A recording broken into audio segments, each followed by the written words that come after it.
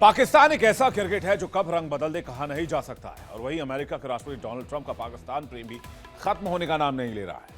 अब जब दुनिया जान चुकी है कि पाकिस्तान आतंकी फैक्ट्री है, तब भी ट्रंप शहबाज शरीफ और मुनीर के साथ 1-to-1 करने वाले हैं। कहा जा रहा है कि बगराम पर इन नेताओं के बीच बातचीत हो सकती है, वर्ल्ड लीडर्स के बीच बातचीत हो सकती है। यानी बगराम को एक बार फिर से नया केंद्र बनाने की कोशिश हो रही है, जिसमें पाकिस्तान के कंधों पर सवार होकर अमेरिका मध्य एशिया, पश्चिम एशिया और दक्षिण एशिया की निगरानी करेगा। वहीं अरब देश की सुरक्षा को लेकर बढ़ती चिंता भी इस बैठक में मुद्दा हो सकता है। कतर पर इस्राएली हमले के बाद से अरब देश डरे हुए हैं। जो कल तक अमेरिका के भरोसे बैठे थे, वो अब खुले मैदान में सेना बनाने की तैयारी कर रहे हैं। वहीं दूसरी तरफ पाकिस्तान की माली हालत हर दिन बिगड़ती जा रही है। एक तरफ अरब देश की सेना, दूसरी तरफ पाकिस्तान की कंगाली और तीसरी तरफ अमेरिका का मचलना। यह सब संयोग नहीं है, ये एक बहुत बड़ा प्रयोग है। डॉलर की विश्वसनीयता गिर रही है, महंगाई आसमान पर है और आईएमएफ की शर्तें इतनी कड़ी कि पाकिस्तान की आवाम का दम घुट रहा है। ऐसे में शहबाज शरीफ और मुनीर की मुलाकात डोनाल्ड ट्रंप के साथ हेडलाइंस में छाई हुई है। हालांकि मुलाकात आधिकारिक नहीं है, लेकिन सवाल यही आखिर शहबाज ट्रंप से क्या चाहते हैं, या ट्रंप पाकिस्तान से क्या चाहते हैं? या फिर एक और कर्जे और किश्त की तैयारी है, या अमेरिका को एशिया में पाकिस्तान जैसा पार्टनर चाहिए और इसलिए अमेरिका पाकिस्तान को साधने की कोशिश कर रहा है? चलिए पहले समझते हैं कि इसमें ट्रंप को पाकिस्तान आने का न्योता देना, बलूचिस्तान में अमेरिकी कंपनियों को क्रिप्टो, तेल और खनिज का प्रस्ताव शहबाज ट्रंप की बैठक में बहुत अहम मुद्दा रहने वाला है। मीटिंग में मुनीर की भी मौजूदगी होगी, इसलिए ईरान पर भी चर्चा हो सकती है। मुनीर का मीटिंग में होना एक बड़ा एजेंडा हो सकता है। मतलब साफ है, ट्रंप और पाकिस्तान मिलकर कुछ बड़ा करने की तैयारी में है। आखिर क्या खिचड़ी पकाई जा रही है? आज हम आपको बताएंगे कि ट्रंप के पाकिस्तान प्रेम की असली वजह क्या है। अब जान लेते हैं इन टेरर तिकड़ी के बीच किन मुद्दों पर चर्चा हो सकती है। व्यापार और निवेश को बढ़ावा देना, लेकिन निवेश करेंगे क्या? पाकिस्तान की बैकबोन जा चुकी है, इकोनॉमिक बोन खत्म हो चुकी है। आतंकवादी विरोधी रणनीतियों पर सहयोग और क्षेत्रीय सुरक्षा। आतंक विरोधी अभियान चलाएंगे कैसे? आतंक का सबसे बड़ा पनाहगाह ही पाकिस्तान है। जलवायु परिवर्तन और आर्थिक सहायता, कूटनीतिक और रणनीतिक साझेदारी। अमेरिका और पाकिस्तान के बीच बढ़ती नजदीकियां इन दोनों देशों के लिए ही बड़े अवसर के तौर पर देखा जा रहा है। पाकिस्तान से दोस्ती अमेरिका को कितना फायदा देगा, यह कोई नहीं बता सकता, लेकिन हां, अमेरिका को भारी नुकसान उठाना पड़ सकता है, यह बात साफ है। और बगराम पर कब्जा करने के बाद ट्रंप पाकिस्तान का क्या करेंगे? पाकिस्तान को कब तक पालेंगे? पाकिस्तान को कब तक फंड करेंगे? इसका भी कोई जवाब नहीं है। शहबाज शरीफ की ट्रंप से मुलाकात क्या पाकिस्तान की अर्थव्यवस्था को संजीवनी दे पाएगी, या फिर यह एक राजनीतिक ड्रामा है? वैसे पाकिस्तान की इकोनॉमी तो संजीवनी आईएमएफ से भी नहीं ले पाई। 26 दफा आईएमएफ से पाकिस्तान को बेल आउट पैकेज मिला है उसकी इकोनॉमी को सुधारने के लिए, लेकिन पाकिस्तान कंगाली और बेरोजगारी का इतना बड़ा एक एपी सेंटर बन चुका है, वहां कंगाली की इतनी बड़ी खाई है कि सारा आईएमएफ का लोन उसमें गायब हो जाता है। अमेरिका अगर पाकिस्तान के रास्ते बगराम तक पहुंचता है तो पाकिस्तान सरकार और सेना इसका पूरा फायदा उठाने की कोशिश करेगी। मुनीर अमेरिका से सैन्य उपकरण और मदद हासिल करेगा। इस्लामाबाद भी वैश्विक मंचों पर अमेरिका से समर्थन की उम्मीद करेगा। यानी कि अमेरिका और पाकिस्तान मिलकर एशिया में और मिडिल ईस्ट के लिए कुछ पका रहे हैं, और इसी को समझने की कोशिश करते हैं। आज के बड़े पैनल के साथ दुनिया भर से मेहमान हमारे साथ जुड़ रहे हैं। हमारे साथ डॉक्टर निशिकांत ओझा जुड़ रहे हैं, विदेश मामलों के जानकार। मेजर जनरल एके सिवाच हमारे साथ जुड़ रहे हैं, रक्षा विशेषज्ञ। डॉक्टर जाकिर हुसैन जुड़ रहे हैं, विदेश मामलों के जानकार। डॉक्टर अमन चुग जुड़ रहे हैं, विदेश मामलों के जानकार, सीए भी हैं। और डॉक्टर सज्जाद बुखारी हमारे साथ जुड़ रहे हैं, सीनियर जर्नलिस्ट पाकिस्तान से। आप सभी मेहमानों का बहुत स्वागत है। मैं सबसे पहले चुग साहब आपसे समझूं कि पाकिस्तान और अमेरिका की खिचड़ी क्या है, क्या पका रहे हैं ट्रंप अपने शहबाज शरीफ भाईजान के साथ मिलकर? क्योंकि ट्रंप की जो दीवानगी पाकिस्तान को लेकर दिखी है, वो उसको शब्दों में बयां कर पाना बड़ा मुश्किल है। और जिस तरह का रुझान पाकिस्तान को लेकर डोनाल्ड ट्रंप दिखा रहे हैं, किस बात में दिलचस्पी है? साउथ एशिया में दिलचस्पी है, बहराम में दिलचस्पी है, ईरान में दिलचस्पी है, या ओवरऑल सारे मर्जों की एक दवा डोनाल्ड ट्रंप को पाकिस्तान ही समझ में आ रहा है? नमस्कार है जी, जय भारत है। देखिए, जय बैकग्राउंड हिंद, में जय सब भारत समझते हैं शहबाज शरीफ साहब पब्लिक मीटिंग से गायब थे एंड आसिम मुनीर जी पूरा संभाल रहे थे। यानी कि इसका मतलब ये एक तरह से इनडायरेक्ट मैसेज ये जा रहा था कि मिलिट्री को पावर दी गई है, आर्मी रूल को पावर दी गई है एवर सिंस ऑपरेशन सिंदूर हुआ था और उसको प्रमोट किया गया था। एंड इसी को अगर हम समझें तो बागराम एयरबेस एक तरह से स्ट्रेटेजिक लोकेशन है, क्योंकि चाइना के जो न्यूक्लियर इंस्टॉलेशंस हैं वो 1 घंटे फ्लाइट टाइम पे दूरी पे हैं। बिल्कुल। एंड यूएस ने ये रियलाइज किया कि जब हमने वेकेट किया अफगानिस्तान, उसके बाद वहां पे रेयर अर्थ मिनरल्स मिल गए, स्पेशली जो फाइन ट्यून क्वालिटी का जो कॉपर माइंस है जो वहां पे निकला है। एंड चाइना इस टाइम पे 97% कंट्रोल करता है रेयर अर्थ मिनरल्स, चाहे अपस्ट्रीम हो चाहे डाउनस्ट्रीम हो, बिल्कुल। इंक्लूडिंग प्रोडक्शन या प्रोसेसिंग। एंड यूएस को समझ आ रहा है कि या तो बलूचिस्तान या अफगानिस्तान, वहां पे कहीं ना कहीं अपने को कंट्रोल रखना पड़ेगा। एक फेज मेरे को ये दिखता है, पॉइंट नंबर 1। पॉइंट नंबर 2, मेरे को यह भी दिख रहा है कि कहीं ना कहीं पाकिस्तान जहां बंट रहा था ईरान के बीच में और सऊदी के बीच में, तो यूएस को लगा कि ईरान का जो गुट है वो चाइना और रशिया की तरफ जाएगा एंड मोटा मोटा शायद सऊदी जो है वो यूएस की तरफ रहेगा, क्योंकि सऊदी के हमें पता है कि जितने भी रेजिडेंट्स हैं उनको यूएस में कंप्लीमेंट्री पढ़ाई दी जाती है ताकि उनकी सोच यूनाइटेड स्टेट्स वाली हो। एंड एक तरह से पेट्रो डॉलर का एग्रीमेंट चाहे रिन्यू नहीं हुआ, मगर कहीं ना कहीं आप देखें रिन्यू नहीं हुआ, कहना नहीं चाहिए मगर रिन्यू नहीं हुआ, तभी तो कतर पे एक इनडायरेक्ट अटैक करके दिखाया गया कि भाई तुम्हारे वहां पे भी अटैक हो सकता है तो तुम्हें मेरी जरूरत पड़ेगी। यानी कि ये भी एक इनडायरेक्ट मैसेज था। एंड कहीं ना कहीं पाकिस्तान को इस एंगल पे दिया गया कि भैया तुम ईरान और सऊदी के बीच में मत बटो, तुम्हें सऊदी की तरफ ही आना है। एंड सऊदी की तरफ आने का मतलब है तुम यूएस वाले गैंग में। ये दूसरा एंगल है। तीसरा एंगल सिंपल है जी, ऑपरेशन सिंदूर का पार्ट 1 हुआ है जहां पे इन दोनों की बहुत बेइज्जती हुई है, चाइना है, पाकिस्तान है, यूएस है। तो कहीं ना कहीं वो उसकी प्रिपरेशन कर रहे हैं। जैसे कि हम देख सकते हैं लद्दाख में अपराइजिंग हो रही है, कहीं ना कहीं वेस्ट बंगाल साइड पे काफी चीजें हो रही हैं एक्शन में। तो ऑब्वियसली ये लेफ्ट और राइट से कुछ ना कुछ करने की कोशिश है, तो ऑब्वियसली आप समझ सकते हैं कि ये वो वाली खिचड़ी भी पकने की तैयारी हो सकती है। बिल्कुल बिल्कुल बिल्कुल। सजाद बुखारी जी के पास जा रहा हूं। सजाद बुखारी जी, लोग दोस्त बदलते हैं, लोग साथी बदलते हैं, आपने तो अब्बू ही बदल लिया।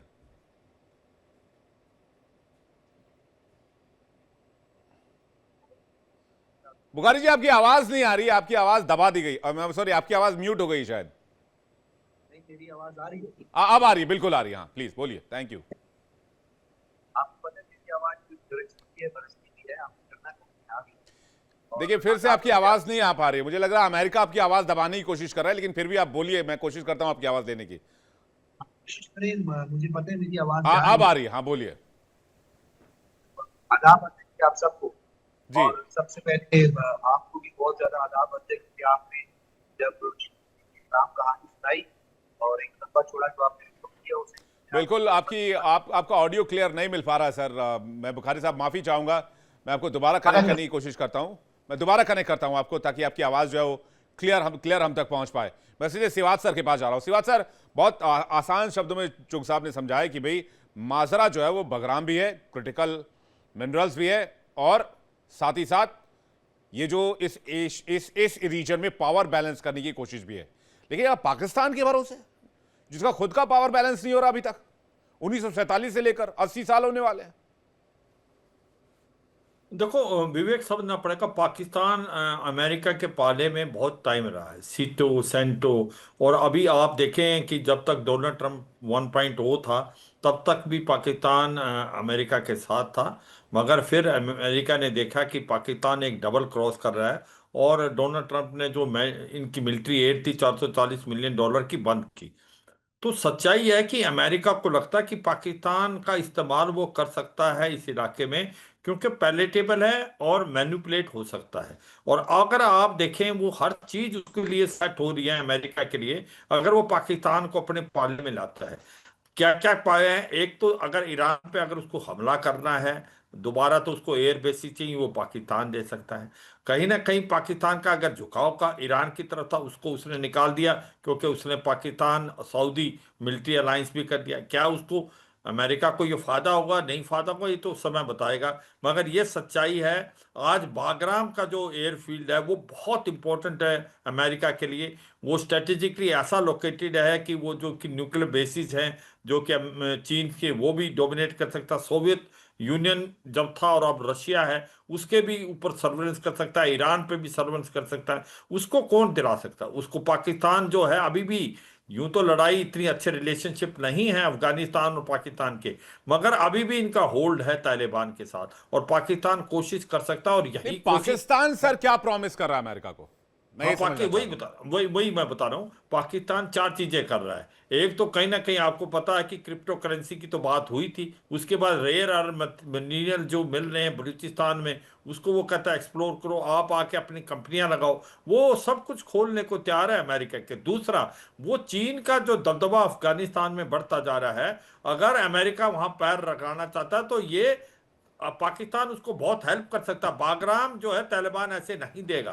तालिबान को अगर आप कुछ ना कुछ नहीं दोगे इन रिटर्न में, क्योंकि उसकी भी इकॉनमी अच्छी नहीं है, वो पाकिस्तान करा सकता है। पाकिस्तान अमेरिका के लिए एक ऐसी दाव है, जो आपने एक बहुत अच्छा पॉइंट बोला था कि हर दर्द की दवा जो है वो पाकिस्तान है इस इलाके में। और पाकिस्तान बिकाऊ है। पाकिस्तान को अगर अमेरिका आईएमएफ से लोन दिला देता जो उसको मिलेंगे नहीं, क्योंकि वहां पर रिस्ट्रिक्शन बहुत है, तो पाकिस्तान कुछ भी करने के लिए तैयार है अमेरिका के लिए। और तो फिर यही ये चीन और चीजें, चीन और पाकिस्तान की दोस्ती का क्या होगा?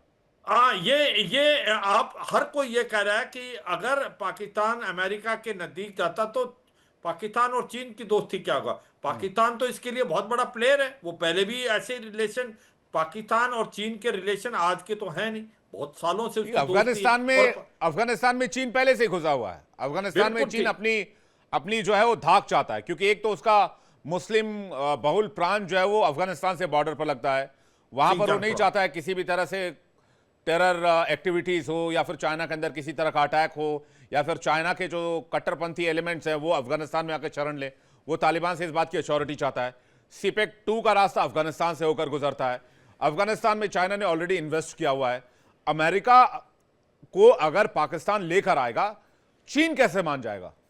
बिल्कुल विवेक, ये आपके पॉइंट में दम है कि क्या चीन इस तरीके से पाकिस्तान के जो भी ये कर रहा है अमेरिका के फायदे के लिए, क्या चीन इसको हल्के में लेगा, या चीन और पाकिस्तान के रिलेशन में कोई दरार आ सकती है? हाँ, आ सकती है, मगर पाकिस्तान मैनेज पहले भी किया था, चीन को भी और अमेरिका को भी। कहीं ना कहीं चीन अमेरिका भी ये समझता है कि अगर चीन के साथ भी बातचीत कराएगा तो वो पाकिस्तान भी करा सकता है। मुझे लगता है कि बहुत ही फाइन ट्यूनिंग करके पाकिस्तान इसमें माहिर है कि वो चलेगा कि कहीं ना कहीं अमेरिका को लगता है चीन जो दबदबा बना रहा है लेकिन अफगानिस्तान सर में, ये तो कैसे आगे। पाकिस्तान को लगता है, चीन को तो ये लगता है हमने जिसको पैसा दिया हमने उसको खरीद लिया, उसको अपना गुलाम बना लिया है। और मुझे पाकिस्तान लगता के नहीं। बारे में मुझे नहीं लगता चीन की सोच इससे कुछ इतर होगी। मैं मुझे विवेक, जी, मुझे एक मिनट जल्दी देखो से सर विवेक, प्लीज, ये ओझा जी और जाकिर हुसैन साहब के पास जाऊंगा जी। बिल्कुल। हाँ, आपके पॉइंट में दम है कि ये एक दुविधा है पाकिस्तान के लिए कि क्या वो दोनों नावों पे पैर रख सकता है, अमेरिका में भी और चीन के ऊपर भी। मगर आज तक जो आसिम मुनीर जो कर रहे हैं वो इतना चालाकी से कर रहे हैं, उसने पलड़ा ही बदल दिया ऑपरेशन सिंदूर के बाद। आप देखें कि डोनाल्ड ट्रंप जो कि आज तक पाकिस्तान को हेट करते थे, आज इतना नजदीक हो गए, और चीन के साथ भी वो रिलेशनशिप बनाए रहे। कैसे आगे होगा वो समय ही बताएगा, मगर जी, आज की तारीख में मैं जिस जी, प्रकार से आगे सलीम कैसे होगा मिलेगी। ये बड़ा इसको डिकोड कर पाना मुश्किल है। ओझा जी से समझना चाहूंगा, उसके बाद जाकिर साहब आपके पास आ रहा हूं कि आखिर पाकिस्तान ने प्रॉमिस क्या किया, क्या दे सकता है पाकिस्तान? सजाद बुखारी हमारे साथ एक बार फिर से जुड़ गए। ओझा जी आपका रिएक्शन, फिर मैं बुखारी साहब आपके पास आ रहा हूं। ओझा जी देखिए, आपको माइक चेक कीजिएगा, शायद आपकी आवाज नहीं आ रही है।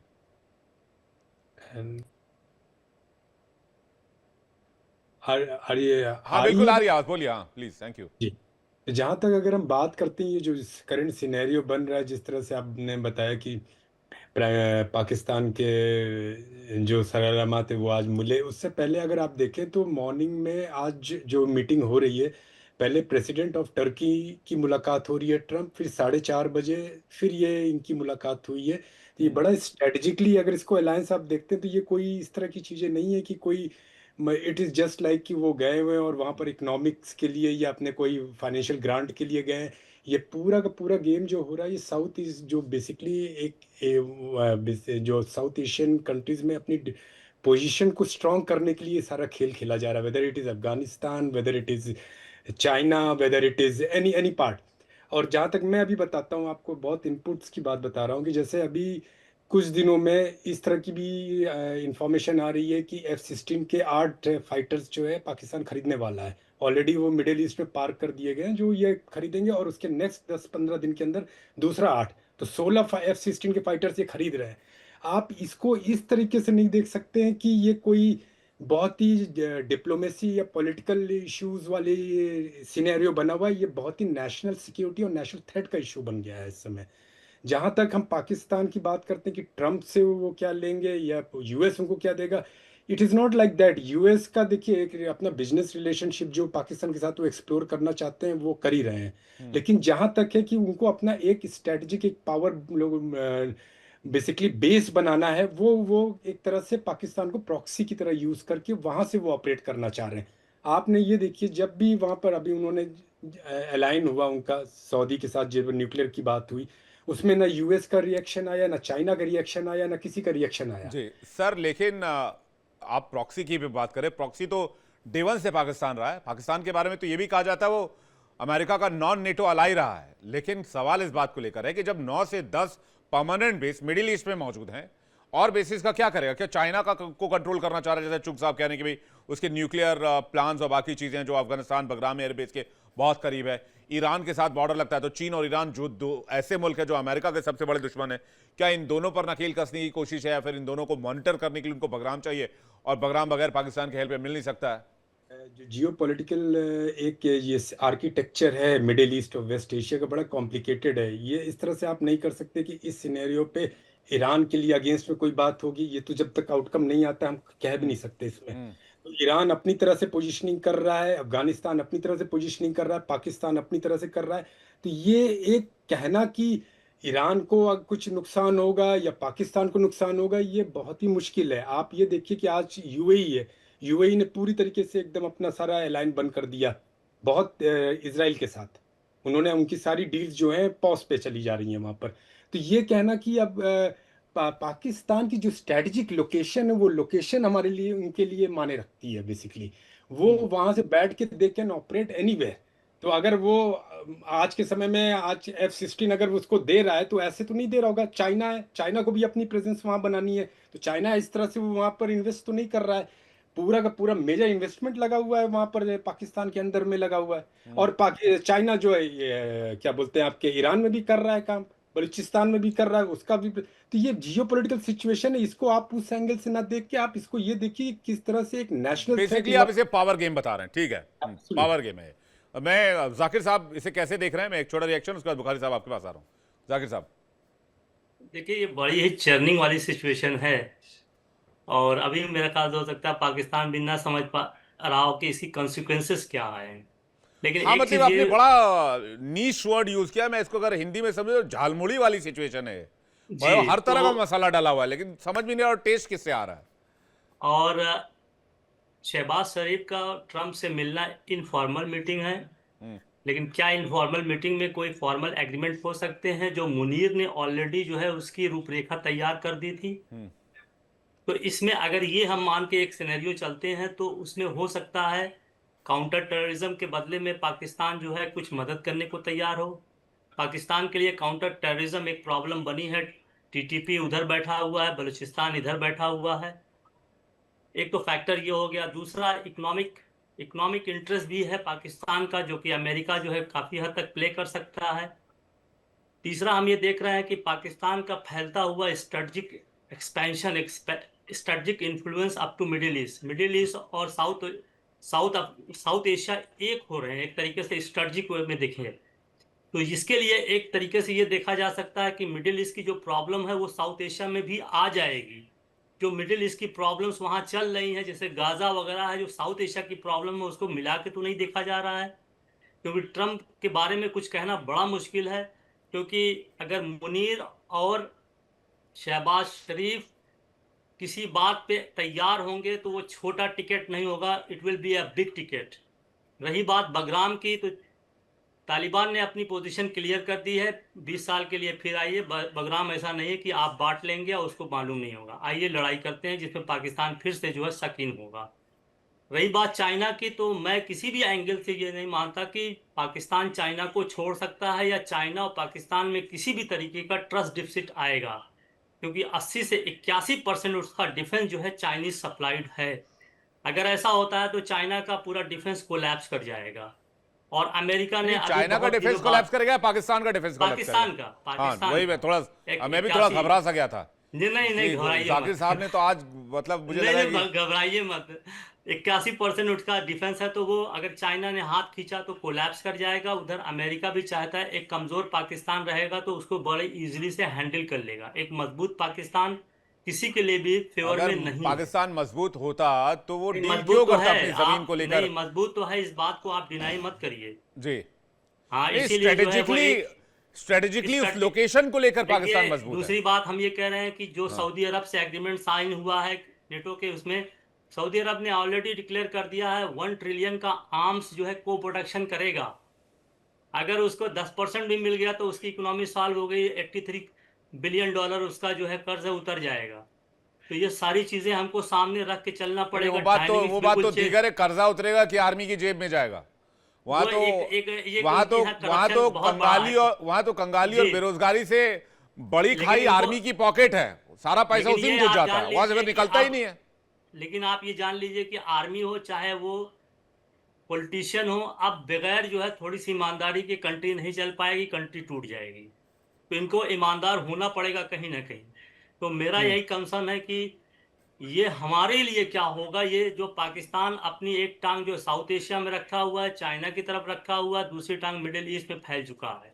ये जी, चाहे अमेरिका की रजामंदी से हुआ हो चाहे ना हुआ हो, लेकिन बेनिफिट पाकिस्तान को मिलने मैं जा तो देख रहा पा है। रहा हूं पाकिस्तान दो नाव की सवारी कर रहा है, एक चीन और ये एक हमेशा अमेरिका। किया है, बस ये इसने दोनों नाव हमेशा किया है। अब ये सर दोनों नाव बराबर चल ही नहीं सकती ना, दोनों नाव नहीं दो तरफ नहीं, जाएंगे। और यही मसला पाकिस्तान के रहा पैर है। एक तरफ अमेरिका, और फिर उसका क्या हुआ आप समझ सकते यही हैं। मसला है कि पाकिस्तान और चाइना में अगर इसने एग्रीमेंट करा दिया तो बल्ले बल्ले हैं फिर इसके। जी, और सजाद उसने बुखारी पिंग पोंग जी, डिप्लोमेसी। बुखारी जी क्या पका रहे हैं आप लोग? क्या क्या करना चाह रहे हैं? अमेरिका को अफगानिस्तान लाना चाहते हैं वापस? ईरान में मोसाद की एंट्री करवाना चाहते हैं? क्या आप डोनाल्ड ट्रंप को बेस देना चाहते हैं, आर्मी बेस देना चाहते हैं? क्या वादा किया आपने मतलब? या फिर वो जिलेटिन जो आप लोग देते हैं गधों के जरिए चाइना को, कुछ वैसा प्रोग्राम है तो वो भी बता दीजिए। आदाब है आपकी तमाम पहले को तरजीह को किया कि बस ताकि चूंकि आज तो मेरी कहता हूं बार है बात तो आज लेवल ठीक है सारी सबसे पहले मैंने बात का इसको मैं बुखारी साहब समझ नहीं पा रहा हूं, आपकी आवाज फिर से क्लियर नहीं आ रही है। तो आपने कोई एक्सेसरीज इस्तेमाल किया हुआ है, कुछ ईयरफोन वगैरह लगाया हुआ है, या डायरेक्ट अगर आप फोन से कनेक्ट करें तो शायद आवाज आ जाएगी आपको। मुझे आपकी आवाज क्लियर आ रही है, आपकी ऑडियो आपका विजुअल बिल्कुल क्लियर आ रहा है, आपका वीडियो बिल्कुल क्लियर है, आपकी ऑडियो जो है वो क्लियर नहीं है, और हम समझ नहीं पा रहे हैं आप किस मुद्दे पर अपनी बात, मतलब इस मुद्दे पर आप जवाब क्या दे रहे हैं? नहीं, आपको मेरी ऑडियो अभी भी नहीं आ रही है? अब आ रही, बोलिए। हाँ, अब आ रही, बोलिए। तो देखिए, बात ये है कि आपने जो अपना इंट्रो दिया और हमेशा की तरह अपने इंट्रो में जो आपने राम कहानी सुनाई हिंदुस्तान के वासियों को, उसके झूठ का एक पलंदा था। और फिर उसके बाद आपके पैनलिस्ट ने खुद इस बात के एतराफ किया पाकिस्तान अपनी एक तस्वीर आती है, यानी स्ट्रेटेजिक डेप्थ और इम्पोर्टेंस रखता है और एक अट्रैक्शन रखता है पूरी दुनिया में। और साथ में आपने प्रॉक्सी का एक लफ्ज इस्तेमाल किया कि पाकिस्तान प्रॉक्सी के तौर पर इस्तेमाल होगा। प्रॉक्सी तो फिर भी एक डिप्लोमेटिक लैंग्वेज में देख लें या दिफाई लैंग्वेज में देख लें या सिफारती लैंग्वेज में, किसी तरह भी आप किसी एंगल से देख लें तो ये एक एक्सिस्ट करता है। लेकिन ये जो टाउट होता है ना, टाउट जिसको कहते हैं, जिसको उर्दू में दलाल भी कहते हैं, यानी दलाली, तो ये जो है कोई लफ्ज अच्छा लफ्ज नहीं है कि आप इससे पहले टाउट थे अमेरिका के और आप चाइना के कंटेनमेंट के लिए आप दावे करते थे और उल्टा आप ही अपनी रियासतें हार रहे थे और एक बुलेट नहीं चली और लद्दाख में आपको इतने थप्पड़ पड़े कि आप हैरान हो गया। अमेरिका भी जिसको हमने थानेदार चुना है वो तो इतना बदबख्त है ना कि वो मार खा रहा है। पाकिस्तान तो कम से कम सजाद बुखारी जी दलाली शब्द का अर्थ नहीं समझा है। 1947 से लेकर आपने इसके अलावा और काम ही क्या किया? हाँ, एक आपने टेररिज्म वाला काम किया है। वो डेफिनेशन आपसे बेहतर कोई नहीं बता सकता है। आप मुद्दे पर आइए कि आपने डोनाल्ड ट्रंप को क्या बेचा है। जमीन उसी बेची, मुद्दे पे जमीर मुद्दे बेची, पे क्या बेचा? देखें 2025 में आपने अभी थोड़ी देर पहले भी ये मुद्दा इस्तेमाल किया, आपने ये कहा कि इनका तो सारा फौज जो है वो खा जाती है। तो बिल्कुल आप सही बात है, 2000 इसमें कौन सी दो राय है? मैं बता रहा हूँ ना, उसी की तफसीलात आपको बता रहा हूँ। 2025-26 का अपना बजट चेक कर दें। आपने 3% अपनी तनख्वाहों यानी सैलरीज में इजाफा किया, 2% पेंशनर्स में और पेंशन में, और 6% आपने अपना डिफेंस बजट बढ़ाया है। ठीक है, उसके भाई साहब, बावजूद आप हमने ये नहीं आपकी आर्मी में करप्शन की बात की है तो लेना सुन हमने। लेते हैं, बात अब बाकी जहां तक आप तुलना कर रहे हैं उसमें कोई तुलनात्मक अध्ययन है ही नहीं। पाकिस्तान मेरी की बात आर्मी सुनिए। और इंडियन आर्मी में अगर आप कंपैरिजन भी कर रहे हैं तो रॉन्ग कंपैरिजन है। 12वें नंबर की एक बात- आर्मी आपकी, मैं उसमें जाना नहीं चाहता। मैं आपकी संसद आर्मी तो- के अंदर करप्शन की बात कर रहा हूं। एक जी, जी, करप्ट जी, मैं सर मैं सिस्टम उसका व्याप्त भी है आपकी। आप भी इस बात को मानेंगे? आप सीने पर हाथ मैं रखे बता- कहिए आपकी आर्मी करप्ट नहीं है, आपकी आर्मी में करप्ट लोग नहीं है। मुझे पता है, मेरा जो तज्किया एनालिसिस है उसको आप पे बड़ा ग्राम गुजर रहा है और आपको मिर्ची लग रही है, और मिर्ची भी आपको लाहौरी और पनीर मिर्ची लग रही है, तो जरा थोड़ा सा बर्दाश्त करें, कोई बात नहीं है। या तो क्रॉस कर लिया करें, सवाल ना किया करें। देखिए बात यह है कि आपको जो हमारी डिप्लोमेटिक टाइज है और डिप्लोमेटिक जो हमारी अचीवमेंट्स है और डिप्लोमेटिक फ्रंट पे पाकिस्तान ने जो कुछ अचीव किया है, तो आपने आज एक बड़ी अहम मुलाकात को आप भूल गए हैं कि बांग्लादेश के जो चीफ एडवाइजर हैं प्रोफेसर यूनुस साहब, उनके साथ भी हमारी मुलाकात हुई है। उसमें भी हमारे कुछ मुआहदे और दो तरफा ताल्लुकात पर बात हुई है, सकाफती ताल्लुकात पर भी हमारी कुछ बातचीत हुई है। और उसके साथ साथ अब आपको पता है कि खलीज ताउन कौंसिल जो है उसके लिए भी हमने कह दिया है कि जो पाकिस्तान के साथ कोई भी दिफाई मुआहदा करेगा, जिस तरह अमेरिका ने इसी 2025 में हमारे साथ एक ट्रेड एग्रीमेंट किया है, तो पाकिस्तान तो बड़ी तेजी से सिफारती कामयाबियां समेट रहा है, चाहे वो यूएन के फोरम में ले लें या एक सुपर पावर के साथ ठीक है भाई, पाकिस्तान एक बहुत कामयाब मुल्क बन गया। ठीक है, खुश हैं आप? पाकिस्तान ने कामयाबी की बेइंतहा नजीरें पेश कर दी और बहुत सारे आपने आयाम गढ़ दिए। ठीक है, आप खुश हैं? आपकी कामयाबी बता रहा हूं। आप पत्रकार हो, आप लोग भी फर्जी दावों में और फर्जी बातों में उलझे पड़े हैं। अरे भी बांग्लादेश पाकिस्तान मिल जाएगा तो उससे क्या हो जाएगा? पहले तो थे ही ना साथ। 1971 से पहले कौन सा बांग्लादेश था? वो बांग्लादेश से मिल लिया, ऐसा शेखी बगार है बांग्लादेश से मिल लिए। 1971 से पहले क्या उखाड़ लिया था आपने? 1971 से पहले क्या उखाड़ लिया था आपने? लॉजिक पे बात कर रहा हूं और मैं स्टैटिस्टिक्स पर जा रहा हूं। मैं भाई कोई 71 से पहले आप लोग साथ में ही थे ना? क्या हमने क्या आप- उखाड़ लिया था? मुझे आप पता मिलिए है बांग्लादेश से, आप अपने टाइज बेहतर कीजिए, लेकिन आप बोलिए कि आपने 1971 में जो किया उसके लिए बांग्लादेशियों से आप माफी मांगेंगे। है हिम्मत तो बोल के दिखाइए। हमने इस साल जो है एक और अचीवमेंट भी किया है। हमने जो है वो राफेल का मुरब्बा भी तैयार किया है, और वो राफेल का मुरब्बा जो है वो हमने बना लिया है, और हमने अचार बनाना है आपके ब्रामूस का और आपकी बाकी एयरफील्ड और तबाही का। तो मैं ये समझता हूँ कि आप बहुत आपको सुखी हो चुकी है, बहुत आपके लिए दिन सेटबैक रात खाने की बात, कभी मिर्चा, कभी मुरब्बा, कभी अचार। ये पूरा पाकिस्तान क्या खाने के लिए नहीं है क्या आप लोगों के पास? सब खाने की मेरी बात, मुरब्बा, अचार, ये खाएंगे वो खाए। गजब कर दिए आप, कमाल कर दिए एकदम। मुद्दे पर आइए, क्या डील हो रही है ट्रम्प? आपने भैया ईरान को कहा कि हम तुम्हें प्रोटेक्ट करेंगे, उसके बाद ईरान को मोसाद के हवाले कर दिया अपनी जमीन से। नहीं दिया मोसाद को रास्ता आपने ईरान के लिए अपनी जमीन से। आप बदनाम के लिए अमेरिका को नहीं बुला रहे हैं। अब आ गए हाथ में, अब आप मेरे हाथ चढ़े, अब आपने सही सवाल किया है। बात यह है कि आपके लोग जो है वो ईरान इस्राइल वार में मोसाद के साथ आपका जो था वो जो एक आपका इंटरव्यू था और आपका जो इंटरेक्शन था वो पकड़ा गया। आपके लोगों को वहां पे गिरफ्तार किया। रॉ जो है उसके जो है लोगों को पानी पी पी कर इजराइल और मोसाद को कोसने वाले लोगों ने ईरान के लिए, मोसाद के लिए रास्ता खोल दिया। चलिए देखिए, इससे बड़ी और विडंबना क्या हो सकती है? मेरी बात सुने। इस्लामिक ब्रदरहुड का वास्ता दे देकर दुनिया भर में जिस मुल्क का नाम पाकिस्तान है उसने अपने आप को इजराइल का और मोसाद के हाथों बेच दिया, अमेरिका के हाथों बेच दिया। इससे बड़ी विडंबना क्या हो सकती है? इससे बड़ा सेटबैक क्या हो सकता है पाकिस्तान के लिए? कहानी हो सकती है कि आपकी राम कहानी हो सकती है, ये हकायक। अरे भाई साहब, कोई राम कहानी नहीं है। आप मुरब्बा खाइए, तब तक मैं चुग साहब से एक रिएक्शन ले लेता हूं, और नहीं है तो मैं भिजवाता हूं यहां से कुछ खाने के लिए। चुग साहब कुछ कहना चाह रहे हैं? मैं स्ट्रेटेजिक लोकेशन की बात आ गई। आप मैंने वही कहा, आपके पास एक्सेस है, आपके पास अफगानिस्तान का एक्सेस है, आपके पास ईरान का एक्सेस है, आपके पास इंडिया का एक्सेस है, और थोड़ा बहुत आप अगर ले लें तो आप चाइना का एक्सेस लगा लें क्योंकि चाइना अच्छा मित्र है। तो उस हिसाब से स्ट्रेटेजिक लोकेशन तो है उनकी बेटर। जी चुग साहब। देखिए, मैं एक दूसरा एंगल भी एक पेश करना चाहूंगा, जो मैं 3 एंगल पहले बोले। देखिए, यूनाइटेड नेशंस के जनरल असेंबली में जहां पे ट्रम्प ने बुलाया है इनको, सिविल गवर्नमेंट का चीफ को लाना चाहिए था, ना कि आर्मी के कभी भी चीफ स्टाफ को कभी इनवाइट नहीं किया गया है एवर, स्पेशली अगर आपकी सिविल गवर्नमेंट इन प्लेस है। एंड वहां पे लाने का मेरे को एक एंगल दूसरा दिखता है कि जो इनका chief of the army staff था, वाइल जो चीफ ऑफ द एयरफोर्स है वो जूनियर था, आई थिंक 1 स्टेप या 2 स्टेप जूनियर था। एंड जिसके कारण इनका आपस में तालमेल chief of the army staff और chief of the air force staff का नहीं था ड्यूरिंग ऑपरेशन सिंदूर, जिसके कारण इनके जो डिफेंस सिस्टम थे वो काम ही नहीं कर पाए, because they could not take the orders. मतलब normally chief of the army staff normally air force के स्टाफ से थोड़ा बेहतर दर्जे पे होता है या बराबर दर्जे पे होता है, मगर यहाँ पे 2 स्टेप्स जूनियर था। उसी को कंपनसेट करने के लिए एलिवेट किया गया मुनीर की जो कुर्सी है।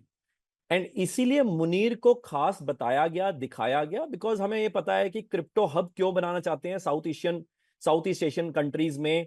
पाकिस्तान को क्रिप्टो हब इसलिए बनाना चाहते हैं बिकॉज ट्रम्प अल्टीमेटली जानते हैं कि जो डॉलर का डी डॉलराइजेशन है उसको रिप्लेस करने के लिए, उसको बचाने के लिए जो उन्होंने पहले बैकडोर से प्राइवेट क्रिप्टो करेंसी निकाली थी वो पर्दाफाश हो चुका है। एंड अब उनको एक तरह से सेंट्रल बैंक डिजिटल करेंसी के तहत एक चटनी पिलानी पड़ेगी कई लोगों को, जहां से वो अपना क्रिप्टो हब बनाने की कोशिश कर रहे हैं। बदले में ऑब्वियसली बलूचिस्तान की डील हुई है वगैरह, यानी कि इसका मतलब। और दूसरा उनका तरीका है डिफेंस वाला, यानी डिफेंस वाला उनका, यानी डिफेंस इक्विपमेंट्स बिके। तो मुझे लगता है कि यहां पे शहबाज शरीफ के साथ मुनीर को बुलाने का पर्पज यह है कि उसका एक और एलिवेशन देना। एंड ऑब्वियसली मुझे पूरा यकीन है कि यहां पे प्लानिंग अगेंस्ट भारत पहला मुद्दा ही होगा, क्योंकि भारत ट्रम्प के कब्जे में नहीं आ रहा है, मोदी साहब ट्रम्प के कब्जे में नहीं आ रहे। एंड उसके कारण ऑब्वियसली ही वुड वांट कि एक, जो मैंने पहले भी बताया, कि पाकिस्तान को एक तरह से ईरान वाले गुट से हटा के सऊदी वाले गुट की तरफ लाया जाए। एंड दूसरा ऑब्वियसली ये जो एयरबेस है, या जो अफगानिस्तान में जो एयरबेस है वहां पे स्ट्रेटेजिक लोकेशन हो गया। एंड तीसरा, भारत के अगेंस्ट यूज करने में मुझे लगता है कि प्लानिंग डेफिनेटली रही होगी या हो रही होगी। एंड हमें यह भी नहीं भूलना चाहिए, पाकिस्तान के एक्स चीफ जो हैं वही सऊदी में सिक्योरिटी का काम करते हैं, वही वहां पे सारे आर्मी या एयरफोर्स वाला जो डील्स हैं वो सब देखते हैं। तो ये जो पैक्ट है जो सऊदी और पाकिस्तान में रिसेंटली हुआ भी था, ऑब्वियसली यूएस ने कराया है, मगर आप समझ सकते हैं ये क्यों करवाया गया था, ताकि एक एंगल पे जब ये ऑपरेशन सिंदूर पार्ट 2 होगा, वहां पे ऑब्वियसली एक कई ऐसे कंट्रीज जो मिडिल ईस्ट वाले हैं वो पाकिस्तान का साथ दें। और मुझे नहीं लगता कि अल्टीमेटली इसके बियॉन्ड कोई और एंगल होगा। एंटी इंडिया एजेंडा नंबर 1 पर रह सकता है, इसलिए मुनीर साहब बढ़ चढ़ कर मदाखलत कर रहे हैं, दखल दे रहे हैं। क्या होता है मतलब? देखिए चौक साहब, सजाद बुखारी जी कुछ कहना चाह रहे हैं, मुद्दा ही लाख बुरा चाहे तो क्या होता है, वही होता है जो मंजूर खुदा होता है भाई बुखारी साहब। मैं रिस्पॉन्ड करना चाहूंगा। अभी मेरे भाई कह रहे थे कि तो पाकिस्तान और सऊदी अरब के दरमियान डिफेंस एग्रीमेंट हुआ है, ये तो आप थोड़ा सा बैकग्राउंड, हमारी अटैचमेंट क्या है, हमारी आप सर बुखारी साहब, आपकी आवाज बिल्कुल फिर से क्लियर नहीं आ रही है, मुझे लगता है थोड़ा लाउड बोलेंगे तो शायद सुनाई देगा। हाँ, मैं ऋतिक जी ये कहना चाह रहा हूँ कि अभी ठीक आ रही है।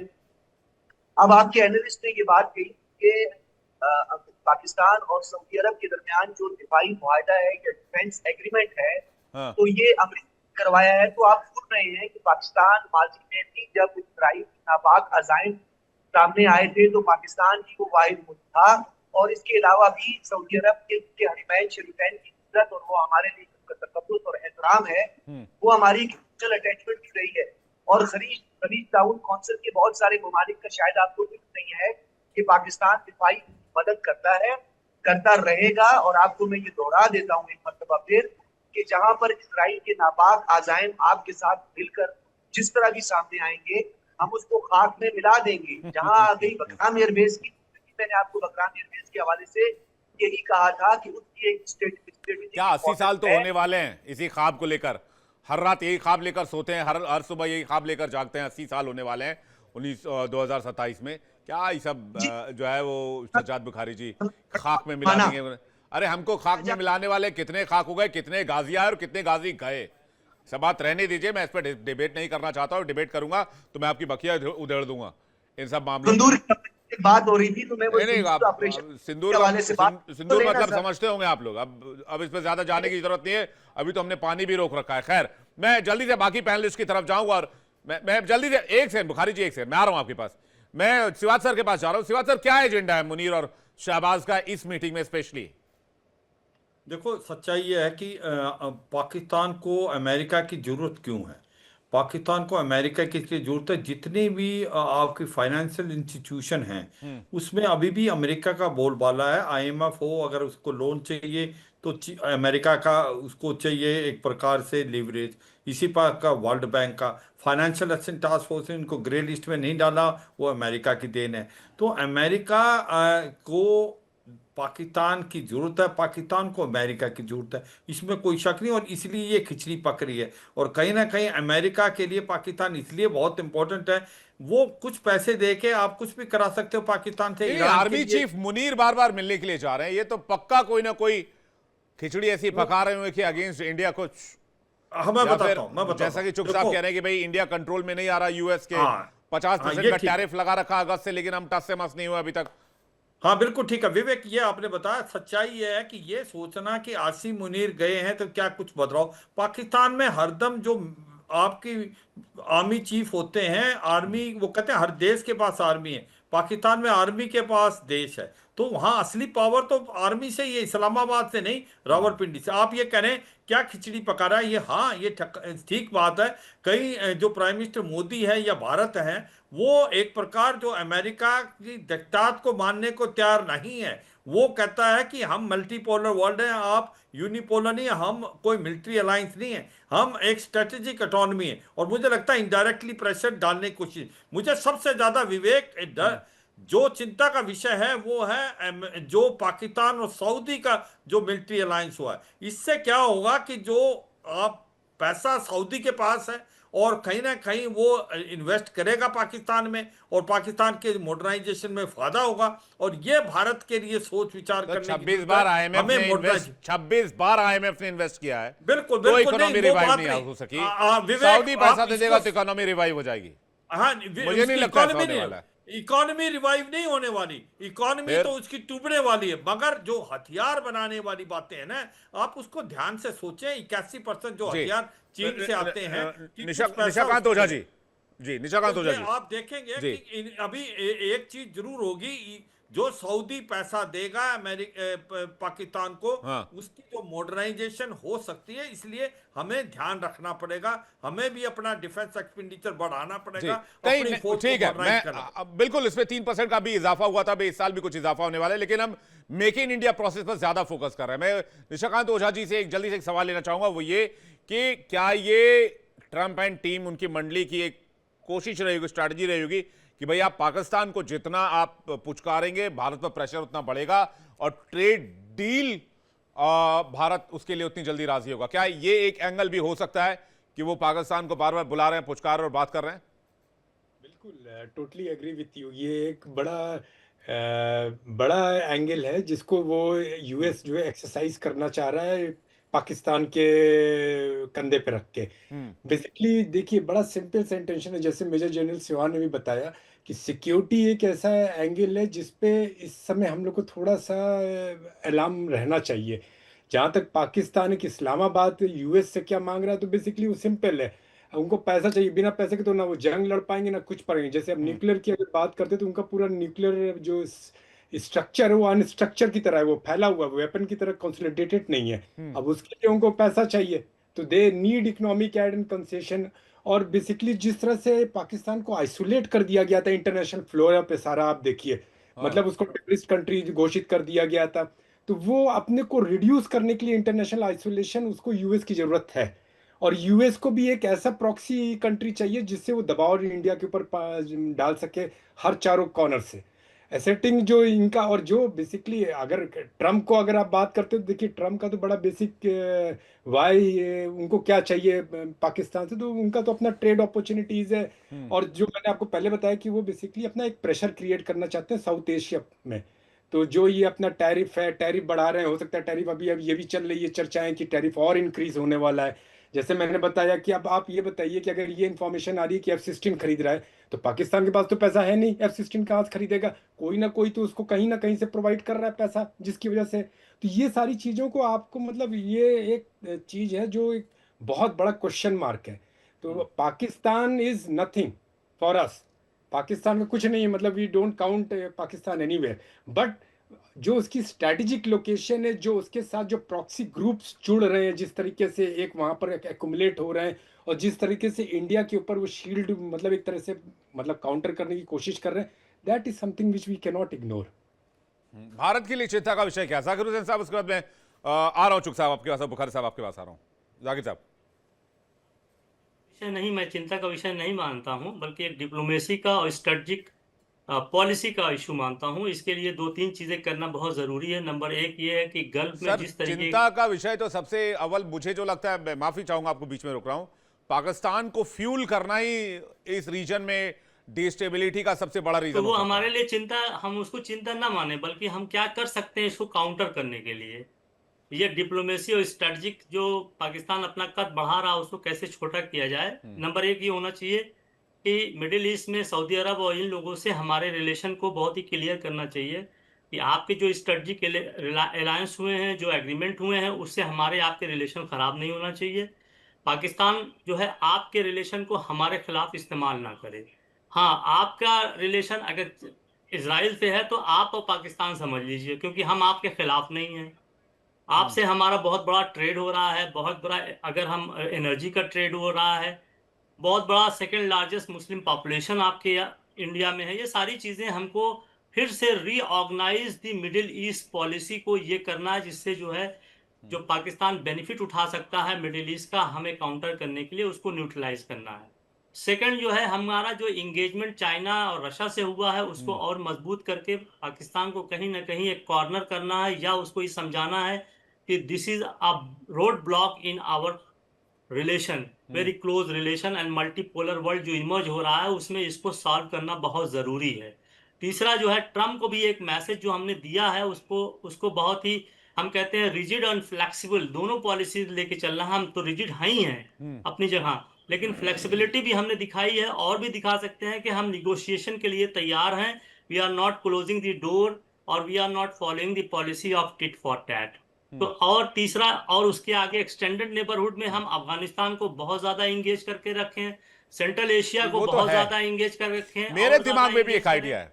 जी जाकिर साहब, मैं तो कहता हूं पुतिन साहब को बुला लीजिए 26 जनवरी as a chief guest. Putin साहब तो आ फिर ही रहे हैं हमारे फिर यहाँ देखिए जो मत, एनुअल। उससे भी बड़ी आइडिया मैं आपको देता हूं, आप जी किम जी, जोंग उन को बुला लीजिए।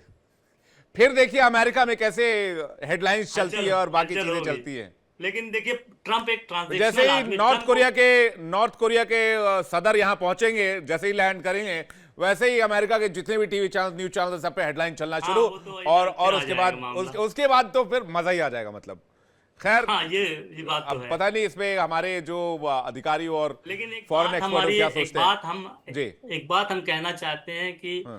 प्राइम मिनिस्टर मोदी ने बड़ा अच्छा चेस बोर्ड बिछाया था, जिस तरीके से पाकिस्तान को आइसोलेट किया था, इंडिया को प्रोनाउंस किया था, जी। सारी पॉलिसी सही जा रही थी। हाँ। उस हिसाब से हमारे डिप्लोमेट्स ने सही रोल नहीं अदा किया। डिप्लोमेट जो बैठे उनको पता ही नहीं ऑफ लग सिंदूर पाया। के दरमियान ये एक ड्रॉबैक था इसको। हाँ, इसमें अभी भी है। इसमें अभी पाकिस्तान भी ने बड़ा अच्छा प्रोपेगेंडा वॉर खेला था। ये तो अभी इसमें देखिए, सऊदी अरब से हो गया, पाकिस्तान हमको के मालूम ही नहीं था। इंफॉर्मेशन वॉर, प्रोपेगेंडा वॉर में तो इसमें मानना पड़ेगा आपको, ने दुनिया भर में अजीब तरह की चालें बिछाई और दुनिया भर के मीडिया को मुतमईन कर दिया था। चुग साहब कुछ जी। कहना चाह रहे हैं? 10 सेकंड, बुखारी साहब आप क्लोजिंग कर दीजिएगा। चुग साहब। अच्छा, 10 सेकंड में मैं कवर तो नहीं कर पाऊँ। मैं एक बड़ी पिक्चर दिखाने की कोशिश कर रहा था कि देखिए, ट्रम्प एक किरदार है। Trump might be united states का प्रेसिडेंट है, मगर प्रेसिडेंटशिप वो नहीं चला रहे हैं। अल्टीमेटली हमें समझना पड़ेगा जो 400-500 ट्रिलियन डॉलर का जो डीप स्टेट का जो एंगल है, उसको समझना जरूरी है। एंड उसी के तहत आप रिसेंटली देखो, alternative system of financial control के तहत चाइना ने सऊदी के साथ एग्रीमेंट करते हुए अपने गोल्ड वॉल्ट्स के बैकिंग पे गोल्ड वारंट इशू करे हैं, अभी जस्ट रिसेंटली हांगकांग से। आपको ये समझना जरूरी है, जहां यूएस का जो ट्रेजरी है वो भी एक तरह से पहले गोल्ड बैग ही बैग माना था, जाता था, बिल्कुल जो कि 1971 राइट। के बाद हाँ। खत्म कर दिया। अब उसी के पैरेलल अगर गोल्ड वारंट अगर चाइना इशू कर रहा है, आप समझ सकते हैं पूरा पैसे का खेल, यानी कि alternate system of financial control China और सऊदी इकट्ठे हो रहे थे। जो कि ऑब्वियसली डीप स्टेट को समझ आया कि ये तो बहुत प्रॉब्लमेटिक सिचुएशन हो जाएगा। यहां पे ये बुखारी एंगल साहब। में सऊदी को बीच में मिडिल ईस्ट में लाएगा, एंड ये आप आने वाले समय में देखेंगे चाइना का इन्फ्लुएंस मिडिल ईस्ट के थ्रू अल्टीमेटली यूरोप के अंदर एक तरह से डिसमेंटलशिप, और इसलिए यूरोप में ये सारा बवाल हो रहा है, फ्रांस सजाद बुखारी जी, में, अभी आप जल्दी देखेंगे से। इटली में और आने वाले समय में कई और देशों में। सजाद बुखारी जी। जी, मैं ये कहना चाह रहा था कि अभी आपकी पहले स्टेज को दिन पहले बात करते थे और एनालिसिस था, सारे का सारा एनालिसिस था, पाकिस्तान सिर्फ आपको तारीफें देनी है। और मैंने सबसे ज्यादा नोट किया है आज आप जो एनालिस्ट हैं बार बार अरे पाकिस्तान को 4 बार खाना खिला देने से इंडिया थोड़ी प्रेशर में आ जाएगा। करते मुझे इंटरप्ट कर देते हैं, आपको पता है मैं इसलिए बोलो जल्दी से बोलिए, मुद्दे पर आइए। आप तो शुरू करते हैं एकदम 1947 से, उसके पहले वो मुगल शासन काल में चले जाते हैं। आप मुद्दे पर आइए, 10 सेकंड में बताइए फटाफट क्या है। इतनी मर्तबा हमारे फील्ड मार्शल हाफिज सैयद आसिफ मुनीर साहब का नाम आपके पैनलिस्ट ने दिया है। आपको मशवरा देता हूँ, 2 मर्तबा सुबह, 2 मर्तबा दोपहर और 2 मर्तबा रात को जनरल आसिफ मुनीर की डोज अरे पाकिस्तानियों को अगर अमेरिकी खाना खिला रहे हैं तो इससे इंडिया प्रेशर में नहीं आएगा। बात सीधी और साफ है। आप सभी मेहमानों का बहुत शुक्रिया हमारे साथ जुड़ने के लिए, बहुत बहुत धन्यवाद। माफी चाहूंगा सिवाज सर, आपके पास मैं दोबारा कवर करने के लिए नहीं आ पाया।